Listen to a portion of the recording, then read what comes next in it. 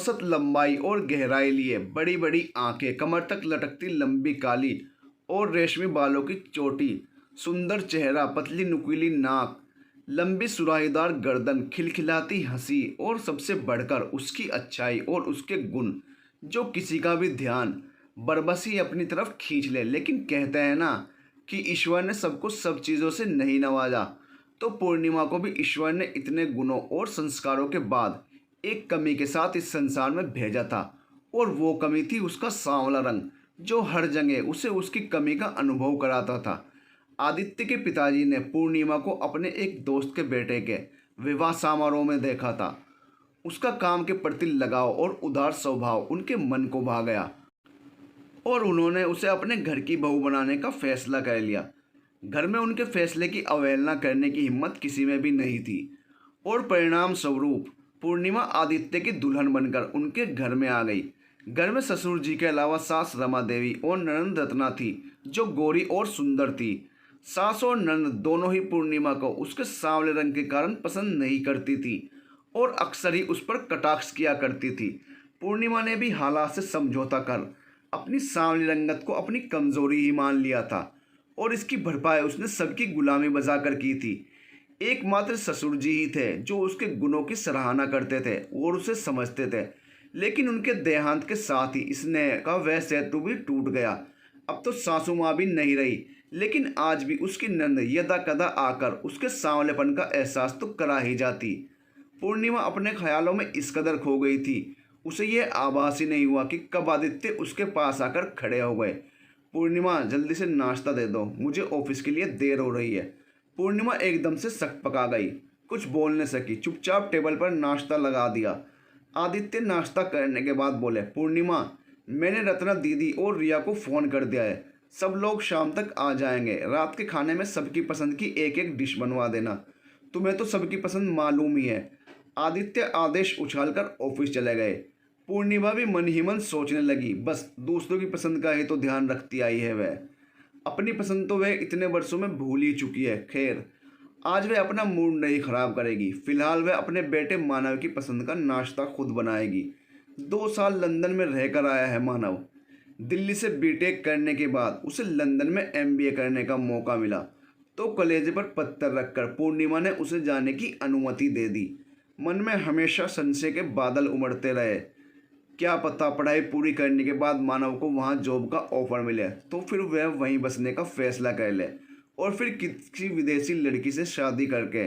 बस इसके आगे सोचने की हिम्मत नहीं कर पाती थी वह। उनके रिश्तेदारों और जान पहचान के लोग भी यदा कदा इस तरह के शगुफे छोड़कर पूर्णिमा की धड़कनें बढ़ाते रहते थे। अब इकलौते बेटे से ही तो उसकी सारी उम्मीदें जुड़ी थी। वह हमेशा भगवान से यही प्रार्थना करती रहती कि उसका मानव अपनी ज़मीन और अपने संस्कारों से हमेशा जुड़ा रहे। पूर्णिमा की दुआ रंग लाई। उसके दिए संस्कारों और प्यार की बदौलत ही मानव ने लंदन में मिल रहे जॉब के ऑफर को ठुकरा दिया और दिल्ली की एक मल्टीनेशनल कंपनी से मिले ऑफर को स्वीकार कर लिया। लंदन से वापस आते ही उसने वह कंपनी ज्वाइन कर ली। मात्र 2 महीने ही तो हुए थे उसे वापस आए, लेकिन लड़की वालों की लाइन लग गई। एक से एक बड़े घर से रिश्ता और लड़कियों के फोटोग्राफ और बायोडाटा आने लगे थे। अब शादी तो करनी ही थी उसकी, लेकिन निर्णय लेना कठिन हो गया था। पूर्णिमा को जो लड़की पसंद आई थी, इत्तेफाक से वह ज़्यादा गोरी नहीं थी, पर उसका रंग पूर्णिमा के मुकाबले बहुत उजला था और वह पहनावे से भी मध्यम वर्गीय परिवार से लग रही थी। उसने अपनी एक सहेली से लड़की और उसके परिवार के विषय में पता करवाया और उसकी दी जानकारी के अनुसार लड़की सुंदर, संस्कारी और जिम्मेदारी समझने वाली और परिवार को जोड़ने में विश्वास करने वाली, बड़ों को आदर सत्कार करने वाली थी। पूर्णिमा तो चमक दमक छोड़कर उसे ही अपनी बहू बनाना चाहती थी, लेकिन पूर्णिमा का निर्णय कोई मायने नहीं रखता था। इसीलिए तो आदित्य ने अपनी बहन और बेटी को बुलाया था। लेकिन मानव अपनी माँ की मन स्थिति को अच्छे से समझता था और उसने पूर्णिमा को कई बार सौम्या की तस्वीर को बड़े प्यार से निहारते हुए देखा था और उसकी बातें भी सुनी थी। इसलिए वह मन ही मन कोई निर्णय कर चुका था। आज मानव की शनिवार की छुट्टी थी। वह शनिवार और रविवार को देर तक सोता रहता था। आज पूर्णिमा उसके लिए उसकी पसंद के गोभी और पनीर के पराठे और धनिया पुदीना की चटनी बनाने वाली थी। सारी तैयारी करके उसने जाकर देखा तो वह अभी सो रहा था। पूर्णिमा फिर से लड़कियों के फोटो लेकर बैठ गई और बड़ी हसरत से एक एक फोटो देखने लगी। उसे अच्छी तरह पता था कि उसका फैसला लेना तो दूर की बात रही, दोनों बुआ भतीजी के आने के बाद उसे तस्वीरें देखना भी नसीब नहीं होगा। अपनी सास और ननद से मिली उपेक्षा का दंश तो वह ससुराल में पहले दिन से ही झेलती आई थी। यह तो एक इत्तेफाक ही था कि उसके ससुर ने अपने दोस्त की सांवली सलोनी पुत्री को अपने इकलौते बेटे के लिए पसंद कर लिया था। दरअसल उन्होंने रंग की बजाय उसके गुणों को देखा था, लेकिन उसका सांवला रंग उसके सारे गुणों पर भारी पड़ गया। आदित्य तो अपने नाम को सार्थक करते थे, वह भी अपनी माँ और बहनों की तरह बिल्कुल गोरे चिट्टे थे, और गोरे लड़के की सांवली पत्नी उन लोगों के गले नहीं उतर रही थी। पर यह भी सच है कि आदित्य ने कभी उस पर कटाक्ष नहीं किया, लेकिन उनकी माँ बहनों ने जो जख्म पूर्णिमा को दिए वे उसका मरहम भी कभी नहीं बन सके। वह तो पूर्णिमा की किस्मत अच्छी थी, दोनों बच्चे गोरा पैदा हुए। बेटे के जन्म के बाद वह अभी उसे मुग्ध भाव से ही निहार रही थी कि रत्ना की आवाज़ उसके कानों में टकराई। थैंक गॉड कि यह भैया पड़ गया है, वरना हमारा खानदान ही काला हो जाता। पूर्णिमा का हृदय छलनी होकर रह गया। फिर बेटी के जन्म के समय भी ऐसा ही कुछ सुनने को मिला। इस बार उसे आहत करने वाली उसकी सास थी। चलो अच्छा हुआ कि लड़की हमारे जैसी है, वरना पूर्णिमा की तरह होती तो इसका रिश्ता तय करने में आदित्य के जूते घिस जाते। पूर्णिमा ने सारा दर्द अंदर ही समेट लिया और अपने खूबसूरत बच्चों की परवरिश में व्यस्त हो गई। उसने हालात से समझौता कर अपनी सांवली रंगत को अपनी कमजोरी ही मान लिया था। 4 बजे रत्ना दीदी अपने पति के साथ आ गई। आते ही फरमाइश शुरू हो गई, पूर्णिमा पहले हमें बढ़िया सी कॉफ़ी पिला दो। और 5 बजे बेटी रिया अपने पति और बच्चों के साथ पहुंच गई। आदित्य भी ऑफिस से आ गए थे। सभी लोग आराम से ड्राइंग रूम में बैठकर स्नैक्स और कॉफ़ी का लुत्फ उठा रहे थे और लड़कियों के फोटोग्राफ्स और बायोडाटा पर खुलकर चर्चा हो रही थी। बस पूर्णिमा ही थी जो मूक दर्शक बनी बैठी थी। अच्छा हुआ आदित्य जो तुमने हमारे पापा की तरह मानव के लिए कोई ऐसी वैसी लड़की पसंद नहीं की, रत्ना दीदी आदित्य से कह रही थी। हाँ भैया, जिस तरह से पापा ने भाभी को आपके ऊपर थोप दिया था वह तो आप ही थे जो इनके साथ एडजस्ट कर लिया, वरना आजकल के लड़के तो खुद से ज़रा भी 19 लड़की बर्दाश्त नहीं कर सकते। उनके कमेंट से आहत पूर्णिमा अभी समझने की कोशिश कर ही रही थी कि इतने में ही रिया बोल पड़ी। हाँ पापा, मेरे भैया इतने हैंडसम हैं, इनके लिए तो चांद सी भाभी लानी होगी। पूर्णिमा को लगा कि किसी ने उसके कानों में पिघला हुआ शीशा उड़ेल दिया हो। ननद तो पराई है, लेकिन अपनी कोच खाई बेटी, वह उसे हैरानी से देखती रह गई। कहते हैं बेटियां माँ का दुख दर्द समझती हैं, लेकिन रिया ने कभी अपनी माँ की कदर नहीं की। अपने रंग रूप के घमंड में चूर हमेशा माँ का दिल ही दुखाती रही। बड़ी मुश्किल से पूर्णिमा ने अपने आंसुओं को बहने से रोका। आदित्य बोले, फोटो में तो सभी लड़कियां अच्छी दिख रही हैं, तुम लोगों को जो लड़की सबसे अच्छी लग रही हो उसे कल ही देखने का प्रोग्राम बना लेते हैं। हमें तो अब जल्दी से मानव की शादी कर डालनी है। तभी रत्ना के पति हंसकर बोले, हम लोगों की पसंद नापसंद से क्या करना है, शादी तो मानव को करनी है, लड़की भी उसी की पसंद की होनी चाहिए। हाँ मानव, तुम बताओ इन तस्वीरों में से तुम्हें कौन सी लड़की ज़्यादा पसंद है? रत्ना दीदी ने मानव से पूछा। बुआ सच तो यह है कि मुझे इनमें से कोई भी लड़की पसंद नहीं है, मानव ने बेबाकी से कहा। तो सभी हैरान रह गए। पूर्णिमा को भी ये शब्द सुनकर एक झटका सा लगा कि शायद मानव ने खुद के लिए कोई लड़की पसंद की हो। वह इस बात से अनजान थी कि मानव उसे कई बार सौम्य की तस्वीर देखते हुए देख चुका था और अपनी माँ के मन की इच्छा को भी समझ गया था। मानव के मन से अनजान पूर्णिमा ने सोचा कि सबके जाने के बाद अकेले में मानव से बात करेगी और उसकी जो भी पसंद होगी आदित्य से स्वीकार करने का अनुरोध जरूर करेगी। कमरे में एक चुप्पी सी छा गई थी। उस चुप्पी को तोड़ा रिया ने। भैया, आपकी बातों से तो ऐसा लग रहा है कि आपने किसी लड़की को पसंद कर लिया है, अब तो हमें बता दीजिए कि वह कौन है। नहीं रिया, ऐसी कोई बात नहीं है, मैं लव मैरिज में विश्वास नहीं करता, शादी तो मैं घर वालों की पसंद से ही करूँगा। मानव जल्दी से बोल पड़ा। रिया के पति से रहा नहीं गया। भैया, तो फिर इतनी सुंदर तस्वीरों में से आपको कोई भी पसंद क्यों नहीं आ रही है? आखिर कैसी लड़की चाहिए आपको? बताऊं? मानव इतना कहकर पूर्णिमा के गले में बाहें डालकर झूल गया। क्योंकि कोई भी लड़की मेरी माँ जैसी नहीं है। वाट नॉनसेंस, क्या बेवकूफ़ों जैसी बात कर रहा है मानव? दिमाग तो नहीं खराब हो गया तुम्हारा? रत्ना लगभग डांटने वाले अंदाज में बोली। नहीं बुआ, मेरा दिमाग बिल्कुल ठीक है।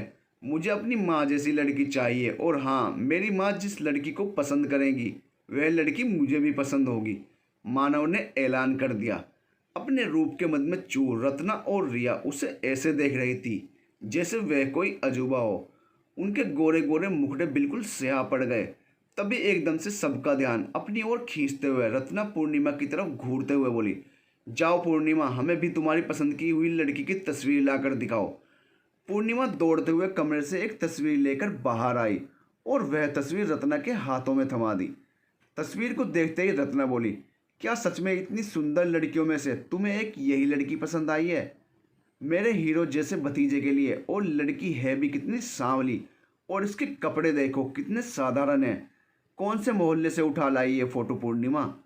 ऐसी बात नहीं है दीदी, लड़कियां तो सभी अच्छी हैं, लेकिन सौम्या की सादगी मुझे बहुत भाई है। और मैंने मेरी सहेली से पता करवाया है कि घर परिवार काफ़ी अच्छा है, पढ़े लिखे साधारण सच्चे सरल लोग हैं। लड़की भी एमएससी केमिस्ट्री से करी हुई है। रत्ना अपनी आंखें तरेड़ते हुए बोली, ये काली लड़की पसंद करी है तुमने अपने इतने सुंदर बेटे के लिए, और परिवार भी मध्यम वर्गीय। क्या कहने हैं पूर्णिमा तुम्हारे?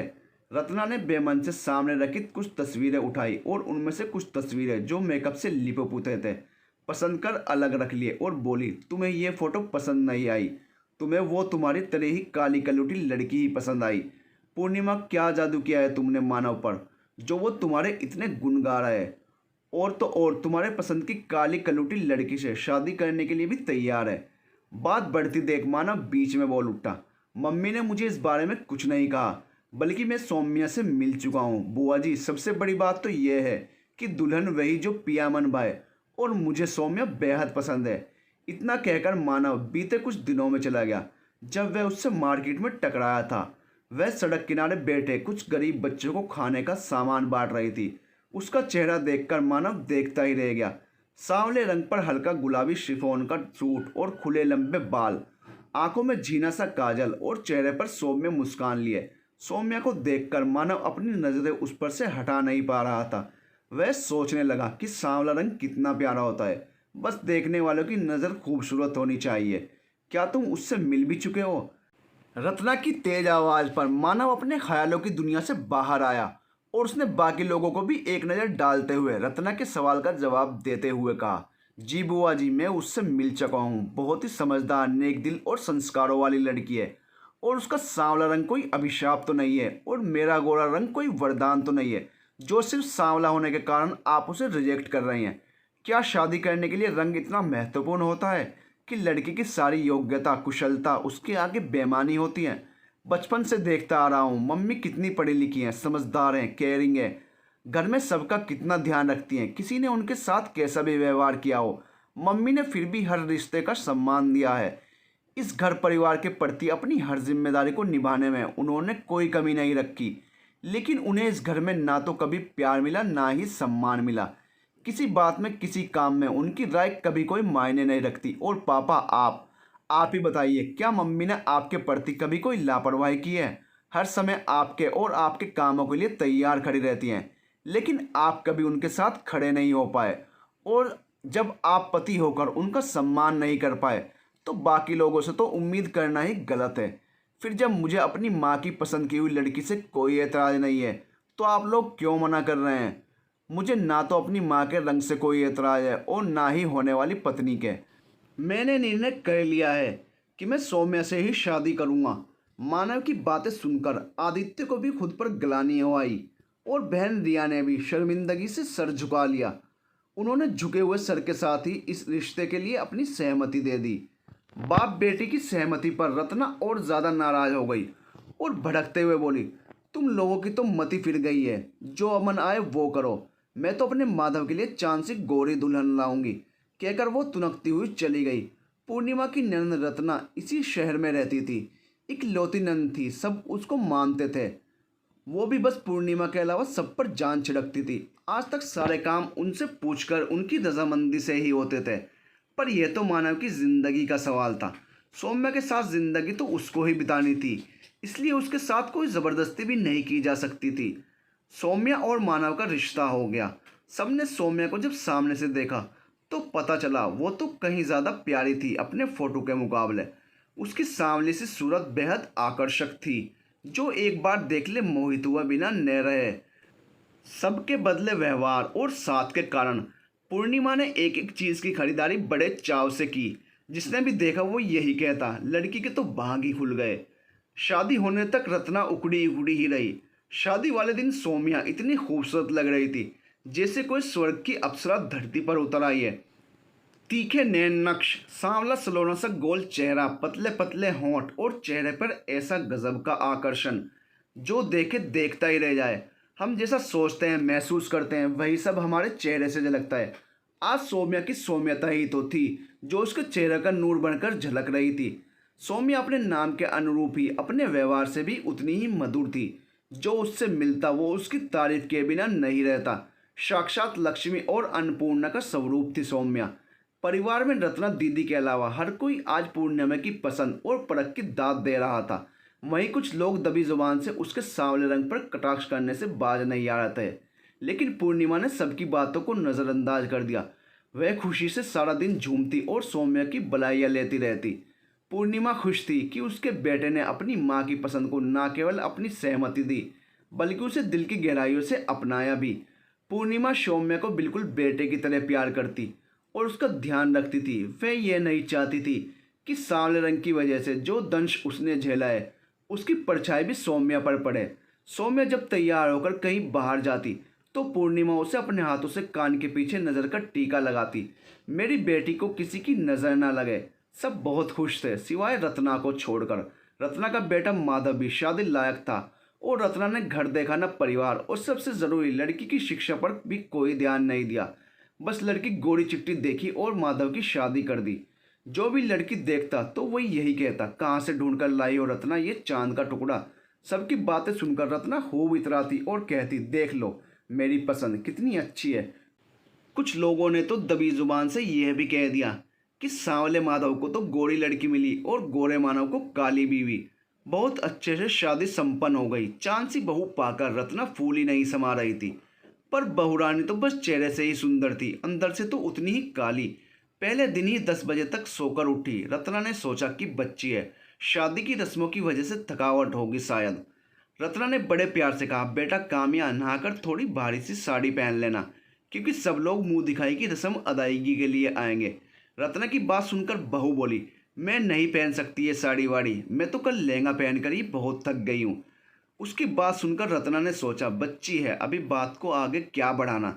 जब मुंह दिखाए में सबने उसे सलवार सूट में देखा तो आंखें ही आंखों में सब लोगों ने बातें बना ली। काम्या ने ना तो किसी के पैर छुए ना किसी को नमस्ते ही की और आकर बस ऐसे ही बैठ गई।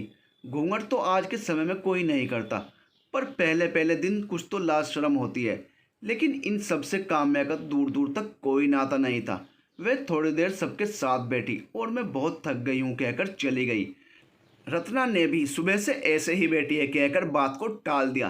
पर जैसे कस्तूरी की खुशबू छुपाई नहीं जा सकती, ठीक वैसे ही नीम की निमोली शहद कहकर नहीं परोसी जा सकती।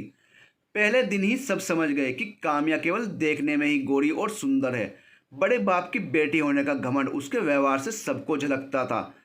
पहली रसोई की रस्म के समय भी उसने रसोई घर में कोई काम ठीक से नहीं किया कि धुएं से मुझे एलर्जी हो जाएगी, मेरे हाथ खुरदुरे हो जाएंगे बोलकर ना बर्तन साफ करती और ना ही घर की साफ सफाई में ही हाथ बटाती। बस सारा दिन टीवी देखना, फ़ोन चलाना, खाना खाना और मेकअप करना, बस उसका यही काम था। सारा दिन रत्ना काम करती रहती, पर इस सब से काम्या को कोई मतलब नहीं था।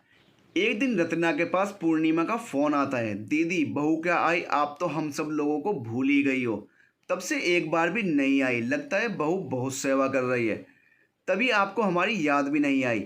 यह सुनकर रत्ना की आंखें भर आई। उसका मन किया कि वो रो दे, पर खुद पर काबू रखते हुए बोली, ऐसा कुछ नहीं है पूर्णिमा, अच्छा चलो कल आती हूँ, मैं इंतज़ार करूँगी दीदी और सौम्य से कहकर आपकी पसंद की चीज़ें बनवाती हूँ। अगले दिन जैसे ही रत्ना अपने मायके पहुंची तो पूर्णिमा तो उसकी हालत देखकर ही दंग रह गई।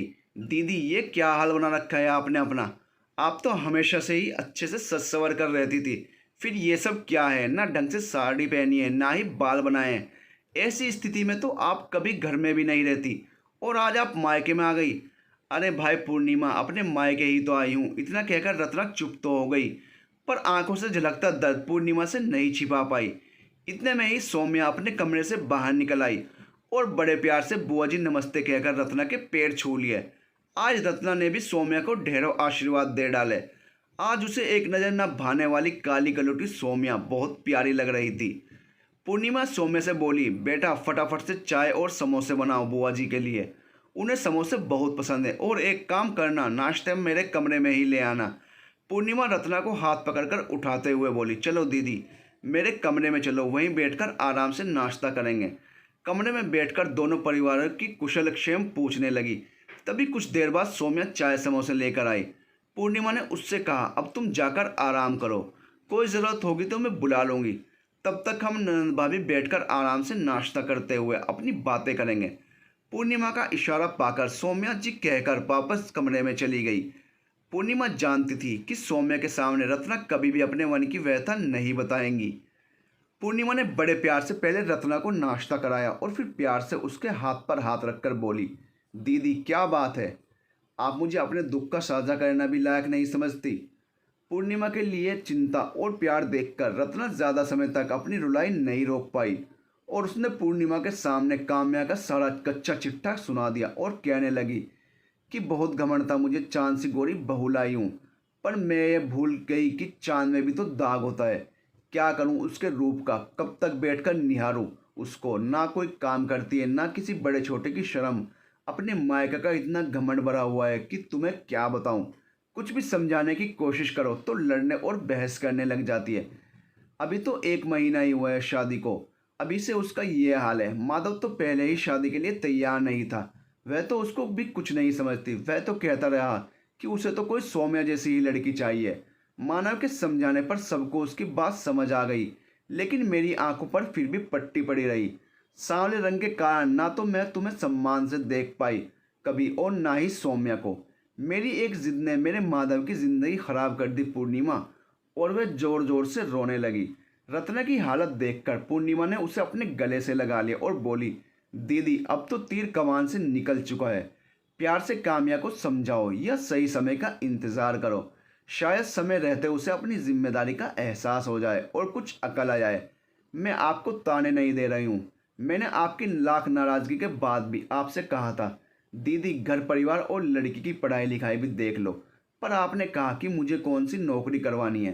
पढ़े लिखे होने का मतलब ये नहीं कि सिर्फ नौकरी ही करवानी है, बल्कि हमारी सोच और व्यवहार में निखार आता है।